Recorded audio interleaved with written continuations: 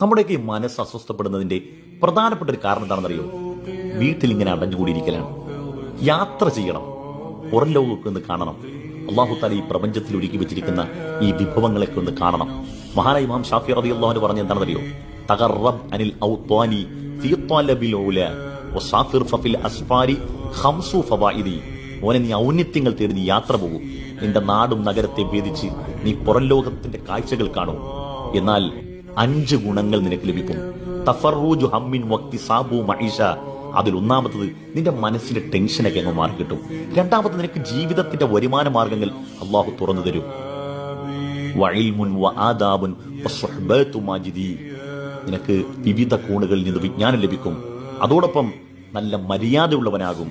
വസുഹ്ബത്തു മാജിദി. വിവിധ കോണുകളിൽ നിന്നുള്ള ഉന്നതരോടൊപ്പം സഹവസിക്കാനുള്ള ഭാഗ്യവും നിനക്ക് ലഭിക്കും.